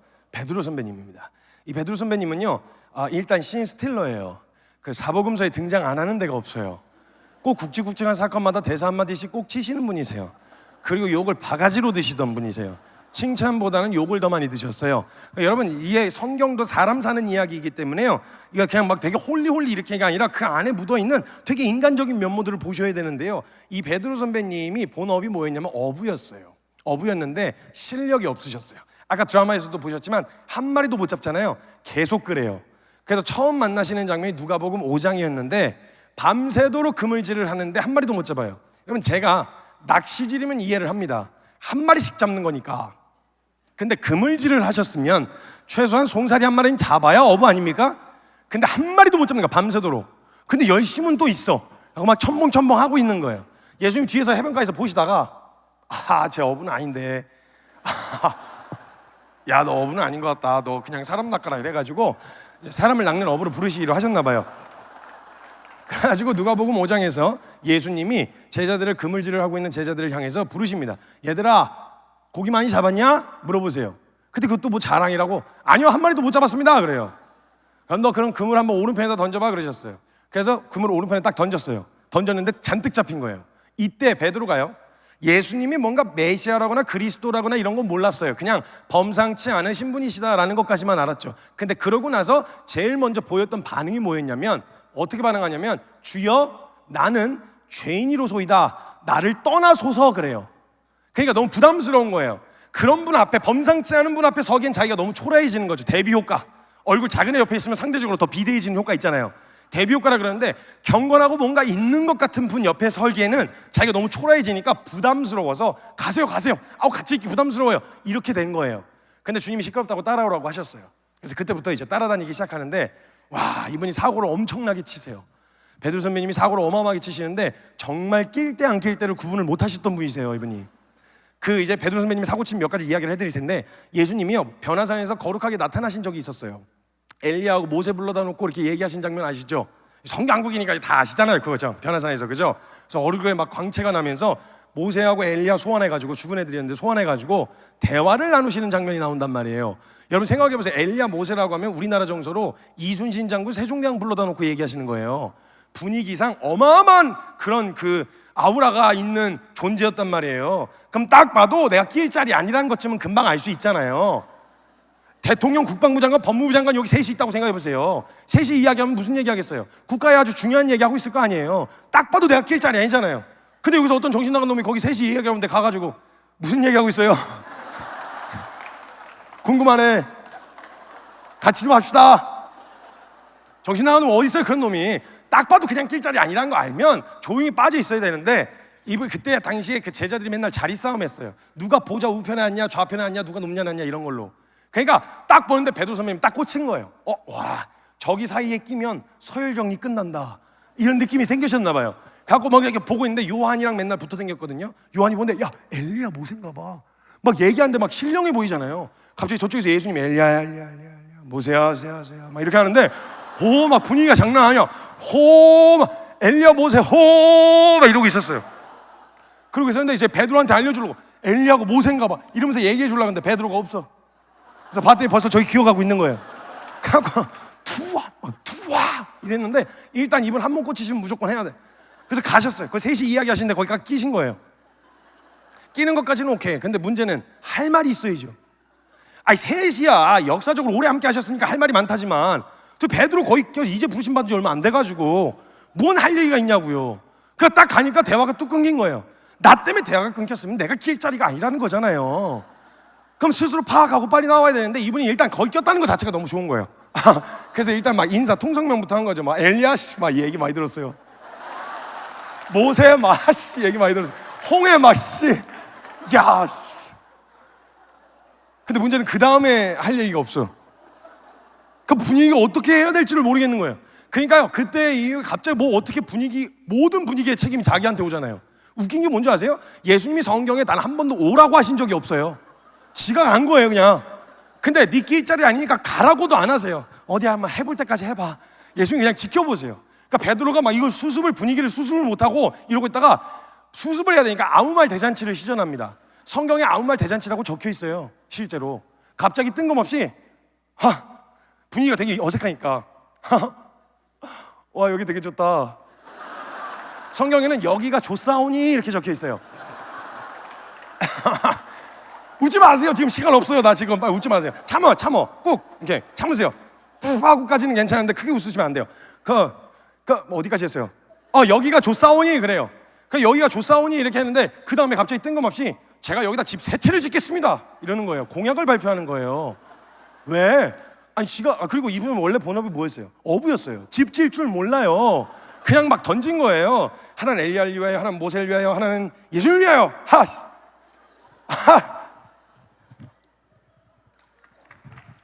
근데 이게 수습이 안 되는 거예요. 그러니까 성경을 쓰던 저자가 막 쓰고 있었는데 이게 사건이라서 기록은 시작했는데 어떻게 매듭을 지어야 될지를 모르겠는 거예요. 무슨 교훈도 없고 뭣도 없는 이걸 도대체 뭘 어떻게 거기다 왜 집을 지으라? 뭐지 이거? 그 저자가 고민을 하다가 어떻게 하지 하다가 에이씨 모르겠다고 성경을 덮어요. 그래서 사건이 그냥 거기서 끝나요. 근데 그렇게 끝나면 옛날엔 두루마리로 썼으니까 다음큐에 쓰는 거잖아요. 그럼 만약 거기서 끝내면 쭉 찢어서 처음부터 다시 써야 된단 말이야. 연결을 할 접속사가 필요했다고. 그래서 접속사처럼 그 성경 저자가 뭐라고 적어놨는 줄 아세요? 베드로가 지가 한 말이 무슨 말인지 지도 몰랐더라 이렇게 적어놨어요. 아무 말 대잔치였다 이 말이에요. 그때로부터 사고를 치고 다니시는데 여러분 이 사고는 되게 유명한 사건이니까 아실 거예요. 예수님 물 위로 걸어오신 사건 아시죠? 여러분 이건 많은 성도들의 마음을 웅장하게 만드는 이 사건 말입니다. 근데 여러분 이거 실제로 보면 멋있다보다는 무섭다에 가까워요. 생각해보세요. 여러분 길을 가다가 길 한복판에서 사람을 만나는 것보다 무서운 게 개를 만나는 것보다 무서운 게 모르는 사람 만나는 거예요. 더 무서운 게 뭔지 아세요? 난 그 사람 모르겠는데 그 사람 날 알아. 더 무서운 건 뭔지 아세요? 그 사람이 땅 위에 있질 않아. 와 신기하다. 이게 아니고요. 되게 무서운 상황이에요 이거. 근데 그때 예수님 물 위로 걸어오셨단 말이에요. 이때 상황을 조금 입체적으로 설명해 드릴게요. 예수님이 제자들을 먼저 배를 태워놓으시고 사역을 마무리하신 다음에 뒤늦게 합류하시는 상황이었어요. 미루어 짐작컨대 배는 한 척 더 있었을 거예요. 왜냐하면 예수님이 먼저 태워 보내셨다면 예수님 어떻게 오실 건데요? 라고 이야기했을 때 걸어갈 건데 이렇게 얘기하셨으면은 배가 없었으면 걸어갈 거야 라고 얘기하셨으면 걸어오시는 거에 당황할 일이 없잖아요. 근데 인간적인 방법으로 오실 방법이 마련돼 있었으니까 제자들이 묻지 않았겠죠? 배는 한 척 있었을 거예요. 예수님이 뒤늦게 사역을 마무리하시고 선착장에 도착하셔서 배를 타고 가려고 앉으셨는데 그때 깨달으신 거예요. 평상시에 배를 타면 애들이 노를 져줬었거든요. 근데 갑자기 내가 지금 피곤한데 이거 내가 직접 져서 가야 되는 거야. 노를 져서 애들이 있는 데까지 바람 많이 불고 있는데 어떡하지 해서 고민을 많이 하기 시작했어요. 이거 피곤한데 어떡하지? 육체를 입고 계셨으니까 고단함을 느끼셨단 말이에요. 어떡하지 고민하다가 별의별 하나님의 본체시니까 순간이동을 할까? 날아갈까? 별의별 고민을 하시는데 순간이동을 하거나 날아가면 애들이 뒤집어질 것 같은 거죠. 기겁을 할 거 아니에요. 순간이동해서 배를 탔어요. 그럼 생각을 해보세요. 제자들이 배를 타고 있다가 막 폭풍우가 불고 막 바람이 불고 있었는데 그때 막 불다가 갑자기 제자 한 명이 야 잠깐만 우리가 언제부터 13명이었냐? 막 이러면요 애들 막 배에서 뛰어내리고 막 난리 나잖아요. 그러니까 안 돼. 그 방법은 안 되겠다. 그래서 고민을 하시다가 배를 가지고 가는 건 좀 무리다. 그래서 가장 인간적인 방법으로 생각하신 게 걸어가자 그냥. 그래서 그냥 별 생각 없이 찹 이렇게 그냥 걸어가셨어요. 진짜 예수님 별 생각이 없으셨어요. 근데 문제는 제자들한테 이게 별일이라는 게 문제죠. 여러분 그때 당시에 상황을 좀 입체적으로 설명해 얼마나 무서웠을지. 여러분 그때 당시에 무슨 등대나 라이트가 어디 있어요? 오로지 시야가 확보될 수 있는 방법이 하늘에 떠 있는 별빛과 달빛뿐이었어요. 근데 그때 구름 끼고 천둥번개 쳤죠. 그러니까 먹구름 꼈으니까 아무것도 안 보이는 칠 같은 어둠에다가 더 심각한 건 뭐냐? 예수님 스타일이에요. 여러분 예수님 하면 떠오르는 이 이미지 한번 상상해 보세요. 일단 어깨까지 길게 들어지는 긴 단발이시죠. 거기다 입고 다니시는 옷이 발목까지 오는 아이보리색 계열의 원피스 입고 계시죠. 위에는 약간 오버핏에다가 여기 이렇게 약간 거기서 좀 더 나아가면 여기 빨간 티 두르고 계시죠. 쪼리 같은 샌들 하나 신고 계시고 대가리 휘어진 지팡이 하나 들고 양 한 마리 안고 잇몸만 계속 웃고 있는 이미지 있잖아요. 이렇게 이렇게 웃고 있는 거 아시죠? 뭔 이미지. 근데 이거 밝은 데서 보면 되게 인자하고 온유하고 좋은데 여러분 이거 한밤중에 바다 한복판에서 봤다고 생각해 보세요. 오케이 여기까지는 오케이 이해할 만해요. 뭐 그때 당시에 스타일이었으니까. 근데 여러분 진짜 더 심각한 문제는 뭐냐면 분명히 예수님은 점잖으셨을 거예요. 애들이 막 애들한테 제자들한테 갔는데 막 얘들아 이러면서 차차차차차 이렇게 뛰어가거나 그러진 않으셨을 거예요. 되게 천천히 가셨겠죠. 근데 문제가 뭐냐? 제자들 눈에는 예수님이 언제만 보였냐? 번개가 칠 때만 보였단 말이에요. 그러니까 우르르 쾅 이런 식으로 오신 거죠. 그랬는데 제자들이 예수님이 이제 걸어가시면서 제자들이 보이니까 얘들아 막 이랬는데 제자들이 막 보고 있다가 어디서 귀에 들리는 막 바람 소리 사이로 얘들아 이런 소리가 들렸어요. 저 뭐지 하고 뒤를 딱 봤는데 번쩍하는 순간 뭔가를 본 거예요. 아니야. 자기 부인을 하기 시작했어요. 아니야. 잘못 본 거야. 근데 이제 몇 명이 한 11명이 다 본 거죠. 그럼 여러분 뭔가 있다는 거잖아요. 여러분 이때요, 공포가 엄습할 때요, 모든 신경이 곤두서거든요. 어두운 밤길에 여러분 두세 명 짝지어 가는데 그 공포가 엄습한 순간에 누구 하나라도 이렇게 하잖아요. 그만 의리고 우정이고 사랑이고 나발이고 아무것도 필요 없어요. 무슨 느낌인지 아시죠? 딱 그 공포가 엄습했는데 마지막 제자 한 놈이 소리를 질러버린 거예요. 귀신이다! 이렇게. 그러니까 애들이 막 난리가 난 거예요. 그 공포가 엄습한 데다가 깍깍거리면서 막 난리가 났어요. 막 휘청휘청 난리가 난 거죠. 그 예수님이 가시다가 애들이 갑자기 깍깍거리니까 저쪽에서 막 이래. 왜 저래? 이러면서 이제 가까이 가서 들어봤더니 귀신이래. 그래서 귀신이 쫓아왔나 해서 봤는데 없어. 지금 자기 보고 귀신이라는 거예요. 하나님의 아들 보고. 내가 아무리 육체를 입고 이 땅에 왔지만 내가 여기 와서 귀신 소리까지 들어야 돼 내가? 여러분 이게 만약 빈정상하셨잖아요 예수님이. 그럼 아마 성경에 이렇게 적혀 있었을 거예요. 예수께서 배 위에 오르사 노를 하나 뽑아 이르시되 아까 귀신이라고 소리 좀 나와 하시니라 이에 나오매 매우 치시니라 이에 파도와 바람과 제자들이 잠잠하였더라 이렇게 적혀 있어요.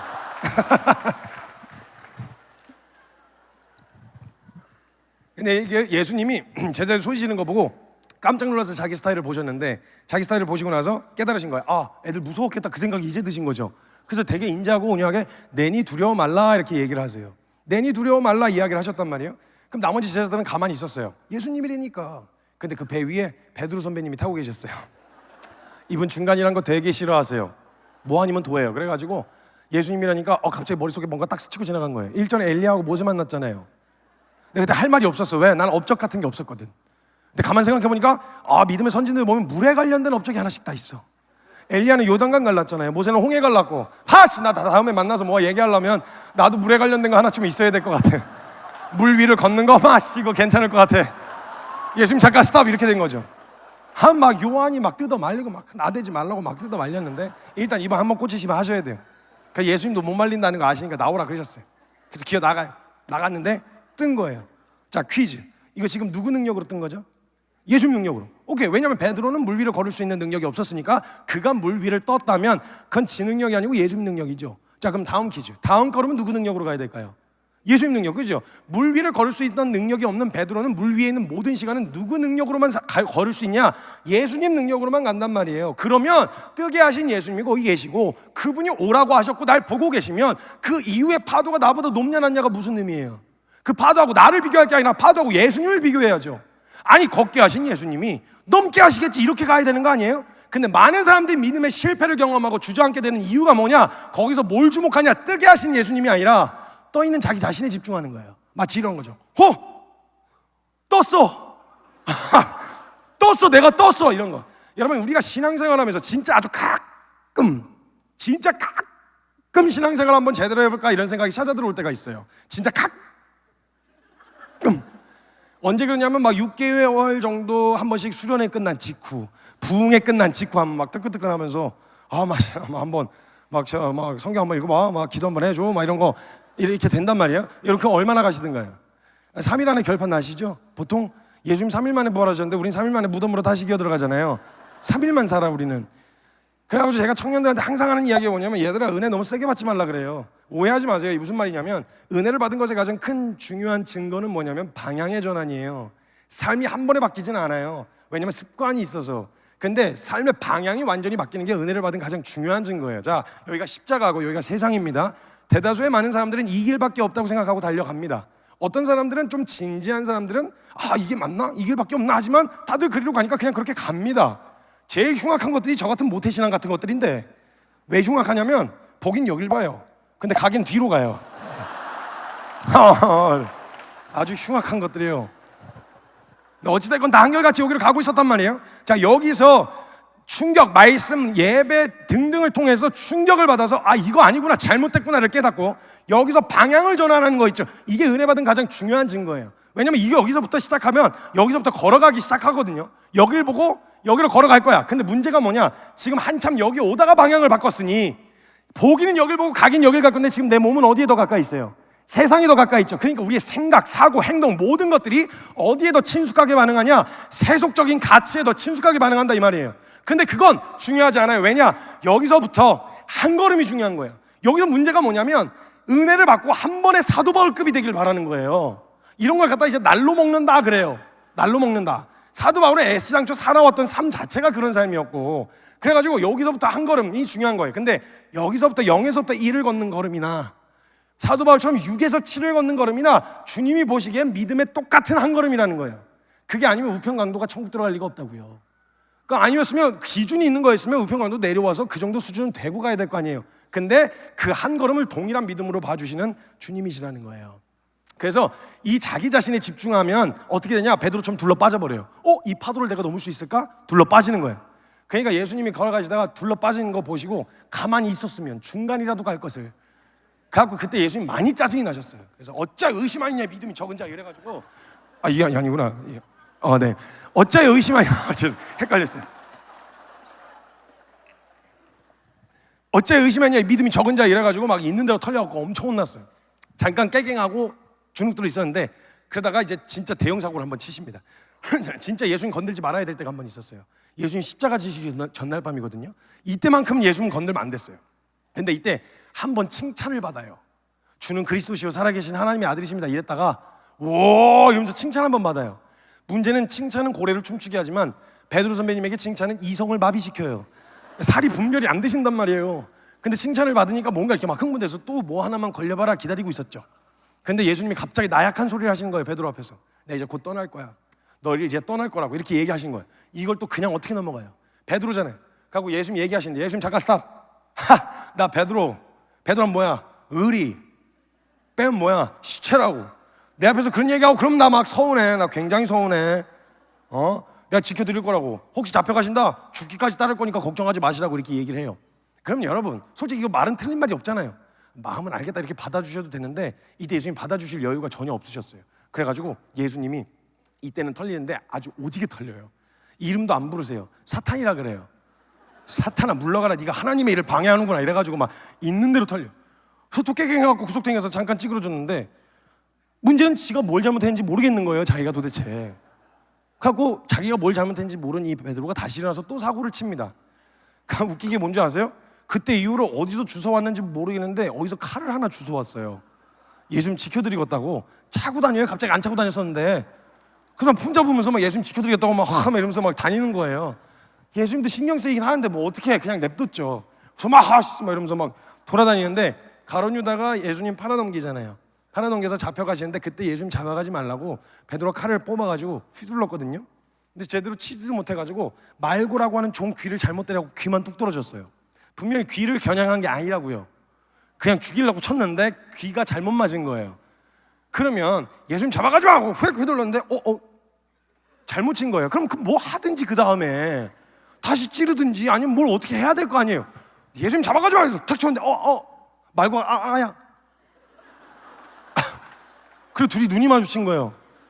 베드로는 뭐 어쩔 줄 모르겠고 어떡하지 이거 귀가 없네. 말고가 여기서 갑자기 하면서 피가 나오기 시작하니까 그러니까 막 난리가 난 거죠. 예수님이 그 다음에 잡혀가시는데 스케줄 되게 많으셨거든요. 그 다음에 어떻게 제자가 사고를 전해서 수습을 하셔야지 어떻게. 그래가지고 가는 뒤 잡혀가시다가 갑자기 뒤에서 베드로 목소리가 들리는 거예요. 예수님 잡아가지 마. 안 되는데 하고 뒤를 딱 봤는데 베드로가 사고를 딱 친 거예요. 예수님이 잡혀가시다가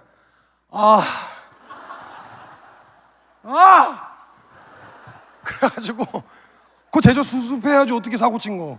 그리고 잡으러 온 애들이랑 같이 그 떨어진 귀 찾느라고 새벽에 같이 잡혀가시기 전에 야 갖고 와 이래. 붙여주고 가셨어요. 그래서 마지막까지 털리셨어요. 칼로 간 자는 칼로 망할 거라고 이러면서 베드로 이렇게 위축되어가지고 제자의 훈련에 일막이 내려집니다. 그리고 나서 이렇게 쪼로로 이제 그 이후에 이제 일이 벌어지는데 그 잠깐 뒤로 돌아가서 예수님 죽기까지 따른다고 했을 때 예수님 베드로에게 되게 의미심장한 말을 하나 남겨놓으세요. 뭐라 그러시냐면 너 지금은 따라올 수 없는데 후에는 따라올 수 있을 거라 그러세요. 근데 여러분 생각해보세요. 우리가 주님을 제일 잘 따를 수 있다고 생각할 때가 언제예요? 우리가 막 의지가 넘치고 막 열정이 넘칠 때 있잖아요. 그때가 딱 그때였거든요. 그럼 그때 따라갈 수 있다고 생각하는데 안 된다는 거예요. 나 안 돼. 그걸로는 못 가. 못 따라간다고. 아니요 따라갈 수 있어요. 그러니까 못 알아들으니까 너가 닭 울기 전에 날 3번 부인할 거야 이렇게 얘기하세요. 그러니까 자기는 자신 있었어요. 난 부인 안 할 수 있어. 자신 있었는데 다시 쪼로로 돌아와가지고 예수님이 잡혀가지고 그 잡혀가신 자리까지는, 처음 자리까지는 베드로가 쫓아갔어요. 쫓아가서 여러분 패션 오브 크라이스트라고 하는 영화의 장면을 연상하면서 상상하면서 들어보세요. 모닥불이 몇 개가 피어 있었어요. 거기 베드로가 뒤집어 쓰고 가서 말도 안 되는 신문을 당하신 걸 옆에서 듣고 있었어요. 근데 그때 어떤 까메오처럼 여자 자매님 한 분이 등장하시는데, 굉장히 임팩트 있는 캐릭터예요. 진짜 잠깐 등장하셨는데 여자의 무서운 속성 3가지를 다 소개하고 가세요. 이건 형제님들 잘 들으세요. 생존에 관련된 문제예요. 일단 여자는요, 예리합니다. 그래서 여자는 직감이라는 게 있어요. 그래서 뭐가 뭔지까지는 몰라도 뭐가 있다까지는 확실하게 알 수 있어요. 그래서 여러분 형제님들 자매님 앞에서 거짓말을 하시는데 자매님 고개가 45도로 기울어졌다 이러면 걸려든 거예요. 그 이상 넘어가시면 큰일 납니다. 90도로 꺾이면 이제 생존에 이제 굉장히 어려워집니다. 근데 이제 얘가 자꾸 앞에서 안절부절하니까 한 자매님이 보다가 제가 뭐가 좀 이상한 거예요. 그래서 이렇게 보는데 뭐가 촉이 발동을 하고 근처에서 왔는데 그 일렁이는 불에 비춰진 얼굴을 보니까 낯이 익어. 봤더니 가만 생각해 봤더니 그 저 사람 옆에서 막 나대고 돌아다니는 애 걔랑 되게 비슷하게 생긴 거예요. 그래가지고 가가지고 쿡 찔러서 물어봐요. 너 저 사람 제자지? 너 저 사람 쫓아다니는 사람 맞지? 너 그 옆에서 나대던 애 맞지? 물어본 거예요. 여러분 딱 베드로가요, 예수님 죽기까지 따르겠다고 고백한 지 지금 하루도 안 지났습니다. 진심이었어요. 고백하면 되잖아요. 진심이었으니까 증명하면 되잖아요. 근데 상황이 딱 그렇게 벌어지니까 목음이 탁 막힌 거예요. 우물쭈물하고 있는데 여기서 등장하는 여자의 무서운 속성 2번째, 여자는 예리한데 영향력이라는 게 있습니다.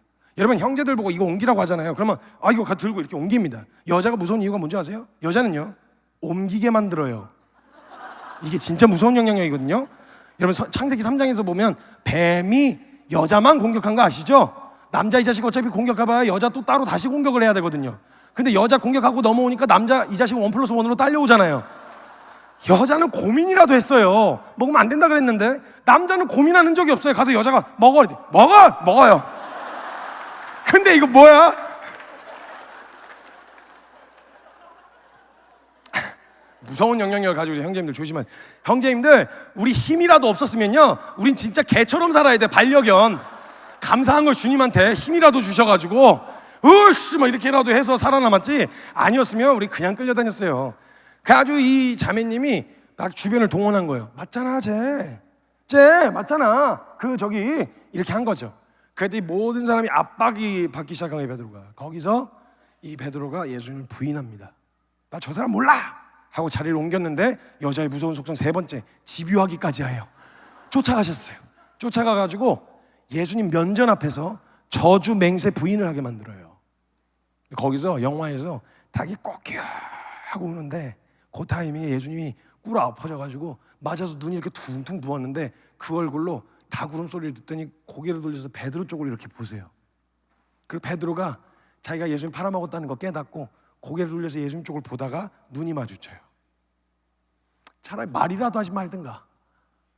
자기가 한 말을 하루도 못 지켜낸 자신의 실력을 보게 된 거예요. 그리고 도망을 칩니다. 어디로 도망가냐? 예수님 만나기 전으로 도망을 갑니다. 여러분 이게 예수님이 제자 훈련시킨 제자 훈련의 막바지예요. 많이 바뀌었나요? 멋있어요? 우리가 기대한 믿음의 선진, 믿음의 선배, 믿음의 사람, 이런 모습이 보이세요 지금? 이 막바지예요. 다 왔어요.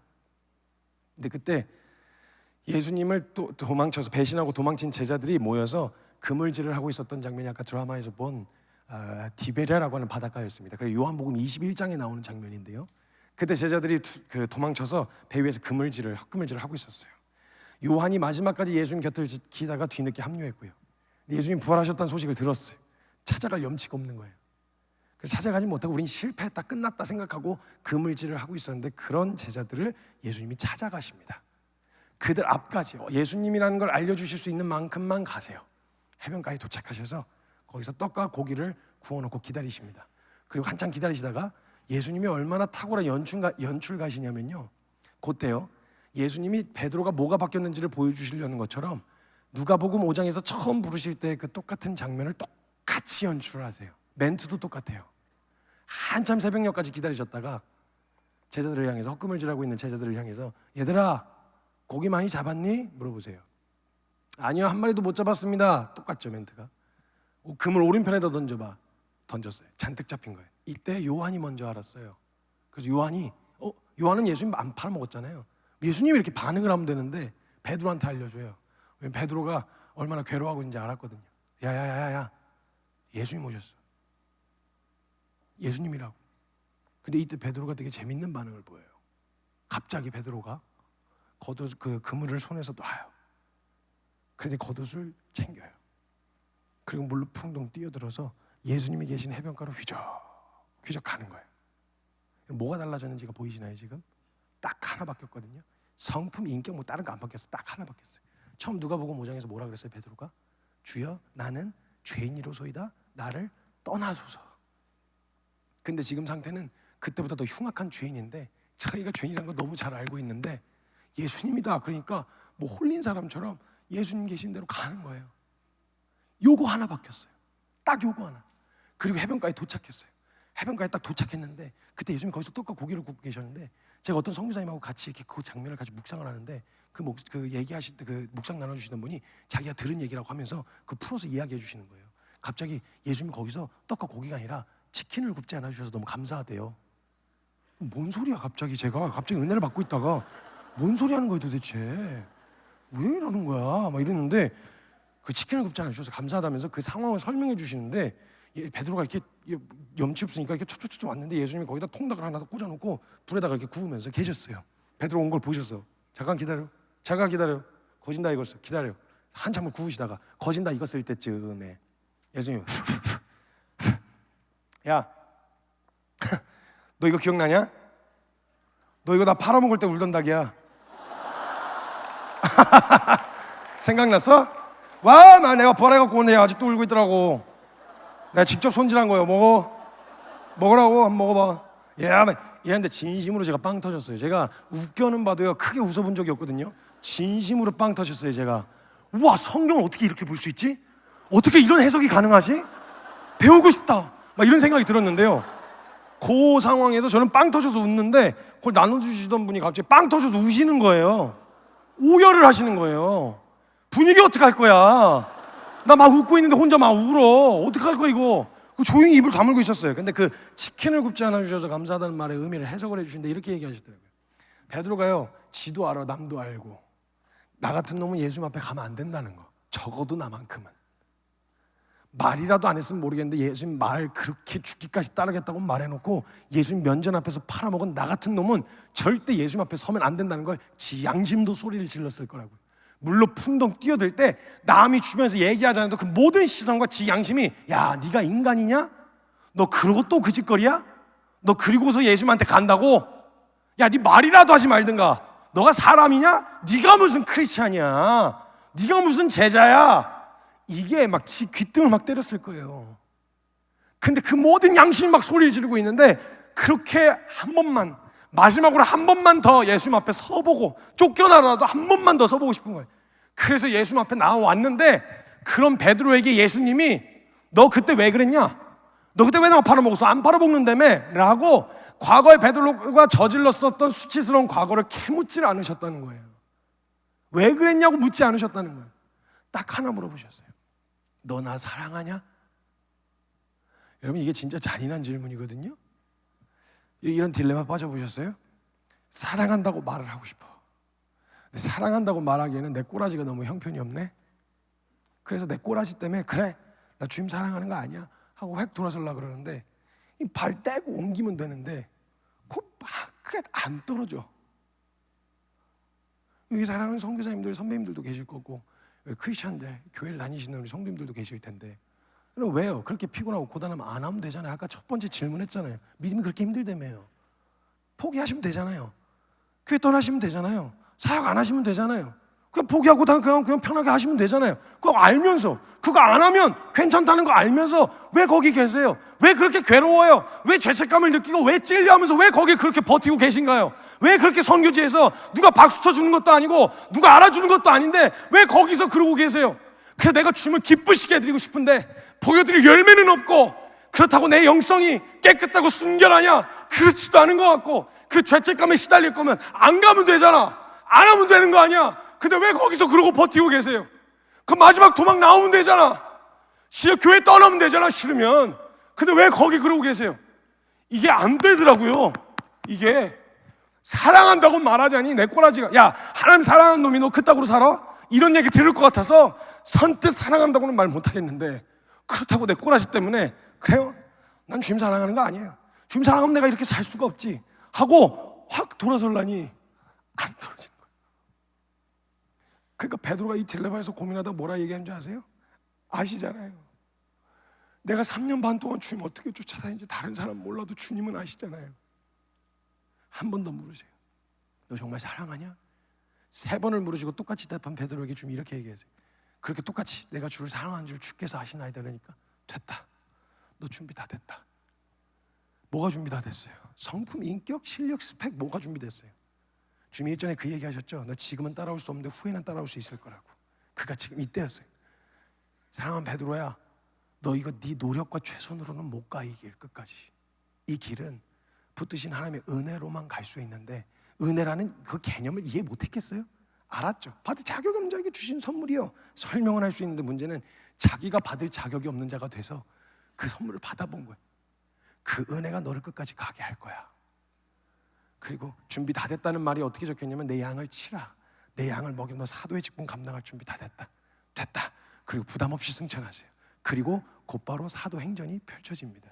그 이후에 베드로 안 넘어졌냐? 넘어졌어요. 근데 베드로는요, 넘어져도요 방향을 바꾸질 않아요. 엎어져도 주님 쪽 보고 엎어지는 거예요. 그리고 알아요. 난 다시 일어나도 주님 쪽 보고 일어날 거라는 거. 그의 평생에 방향을 바꿀 수 없었던 가장 완전한 부르심 앞에 다시 서게 된 거예요. 이건 내 노력으로 못 간다. 나 같은 자격 없는 자를 부르신 하나님의 은혜로만 끝까지 갈 수 있다. 여러분, 그 진정한 은혜의 발견, 내가 자격이 없다는 사실과 그런 나를 포기하지 않고 지금까지 지키셨던 하나님의 은혜를 경험하게 되어지면요, 나가라 마라 할 필요가 없어요. 해라 마라 할 필요가 없어요. 할 수 있는 한, 내게 보이는 한 어디든. 그래서 주님 앞에 사도행전이, 우리의 삶의 사도행전이 펼쳐지는데요, 그 내가 주님 앞에 뭘 드리고 희생한다? 아니요, 그런 게 아니고요, 주님이 가시는 길, 주님 좋아서 나도 따라가는데 그 내게 내 삶을 주님 앞에 드리는 그 드림을 제한 없이 드리겠다 이 말이에요. 난 여기로 선교지로 갈 거면 그건 특별한 부르심을 받은 사람만 가는 게 아니고요, 모든 그 은혜를 받은 누군가가 주님 가시는 길이 아프리카예요? 갑니다. 주님이 가시는 길이 해외 어디든 보내시면 갑니다. 내가 주님 앞에 드리는 나의 삶이 제한 없이 드리는 이 삶이 가능해진 건 이 은혜를 경험했을 때예요. 이 은혜가 회복되어지는 시간이 되시기를 주님의 이름으로 축복합니다. 이 시간 제가 같이 좀 기도합시다.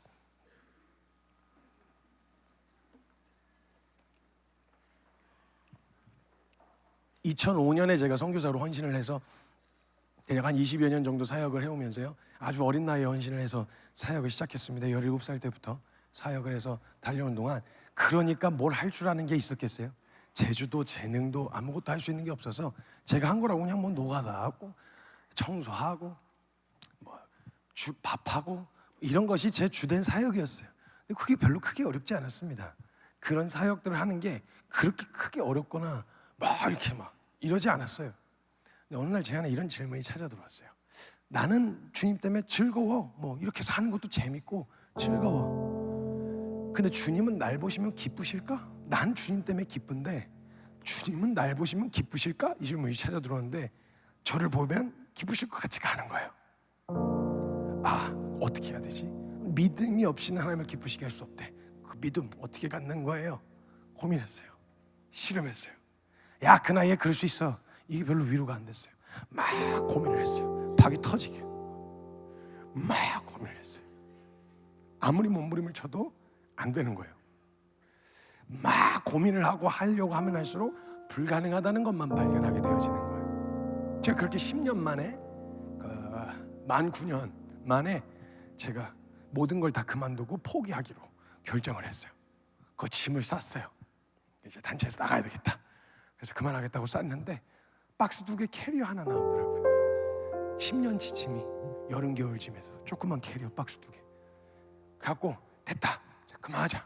짐 싸서 나가려고 하는데 문턱 앞에서 툭 하고 걸렸어요. 받은 은혜가 다 가짜라고 할 수는 없어. 진짜였어요. 근데 이걸 다 아닌 것처럼 모르는 것처럼 살자니 그럴 수는 없겠고, 그러면 제대로라도 하든지 그것도 안 되고 이러지도 못하고 저러지도 못하고 이렇게 껴있는데, 그때 제가 제가 성경 인물 누구 하나하고 너무 닮은 거예요.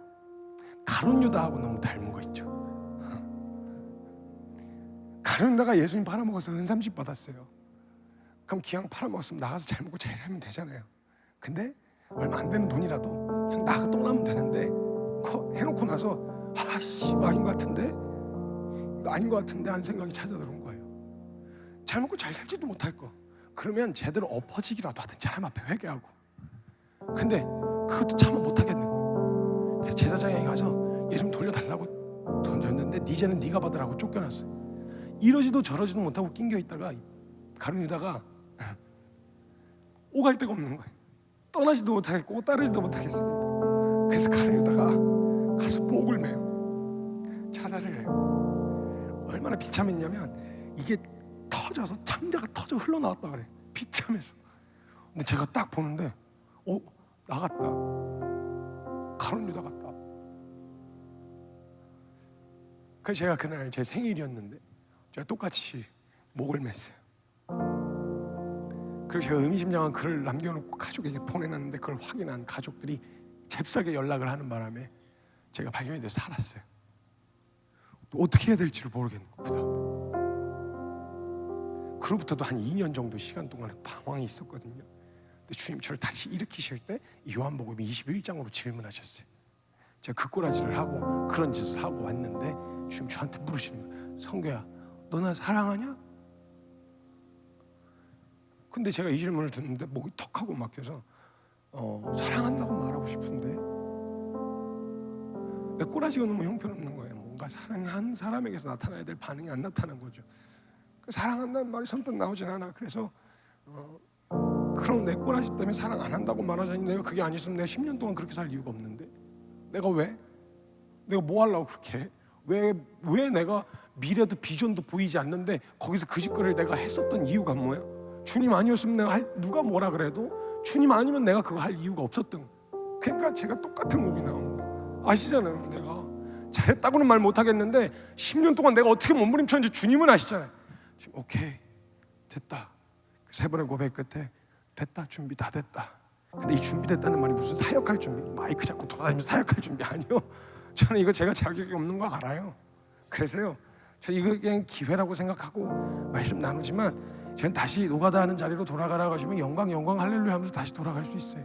제 자리 아닌 줄 제가 알아요. 제가 평범 이하의 사람이라 제가 되면 다 된다라는 믿음 때문에 제가 말씀 전하고 돌아다니지만 이거 하라고 불러주신 게 아니라는 거 알아요. 주님이 저에게 깨닫게 해주신 은혜였어요. 성규야, 너가 할 수 없다는 거 깨달았니? 너로서는 이 길 끝까지 가지 못한다는 거 깨달았니? 너로서는 주님 못 따라간다는 거 깨달았니? 너 정확하게 성경의 가장 중요한 핵심을 깨달은 거야. 여러분, 성경에 사람으로서 할 수 없다는 말이 적혀 있어요. 사람으로서는 할 수 없다. 근데 여러분, 성경은 거기서 끝나지 않아요. 사람으로서는 할 수 없을 때 하나님은 하실 수 있느니라. 내가 할 수 없다는 걸 경험하고 나니까 주님이 하셔야 되는 거예요, 이제는. 그래서 저는요, 믿기로 믿음의 사람이란 대단한 뭔가 영웅적인 삶을 살아가는 사람을 믿음의 사람이라고 하는 게 아니라 남은 게 이젠 주님 믿는 것밖에 남은 게 없는 사람. 주님 두 손 두 발 들어서 저 주님 믿는 것밖에 할 수 있는 게 없어요. 엎어지는 것밖에 할 수 있는 게 없습니다 하고 엎어진 저는 그게 믿음의 사람이라고 저는 확신해요. 그런 사람이 믿음의 사람이라면 저는 믿음의 사람입니다. 대단한 영웅적인 사람을 찾는 거라면 저는 믿음의 사람이 아닌데 남은 게 주님 붙드는 것밖에 남은 게 없는 사람, 그런 사람이 믿음의 사람이라면 저는 믿음의 사람이에요. 저는 믿는 것밖에 소망이 없어요. 주님밖에 희망이 없어요. 그래서 제가 외치는 건 저에게 희망 되어 주신 예수를 세상에 이야기하고 싶은 거예요. 사랑하는 여러분, 이 은혜가 다시 회복되어져서 저와 여러분의 걸음, 용기를 잃고 내가 끝까지 갈 수 있을까? 내가 이 삶 갈 수 있을까? 묵혀두고 숨겨놨던 여러분의 부르심이 있지 않습니까? 분명 이 자리에 계실 거거든요. 분명 선교사로 살아가는 삶, 믿음으로 온전히 헌신하여 뛰어들어가는 삶, 그 살고 싶었던 소망과 뱉었던 고백들이 분명 여러분의 신앙 가운데 있었을 건데 내가 끝까지 갈 수 있을까? 반복적으로 넘어지고 반복적으로 깨진 나의 무력함과 연약함 때문에 에이 아니다, 나는 아니야, 다른 사람 몰라도 나는 아닐 거야, 그 뒷전으로 몰아나왔던 여러분 그 부르심 말입니다. 캐캐 묵은 짱박아 놨던 그 부르심이요, 다시 열어보셔야 돼요. 여러분, 그 부르심은 여러분이 지키는 게 아니에요. 주님이 지키십니다. 그래서 여러분 그걸 보시려면 꺼내고 오셔야 돼요. 꺼내서 가지고 오셔야 돼요.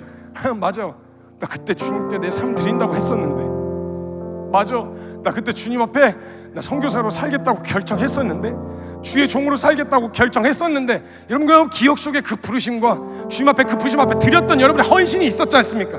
그거 어디 갔습니까? 내가 지켜보려고 하면 여러분 그거 못 꺼내와요. 내가 끝까지 가려고 하면 그거 못 꺼내옵니다. 근데 여러분 기억하세요. 내가 할 수 없을 때 주님이 하시겠다고 하십니다.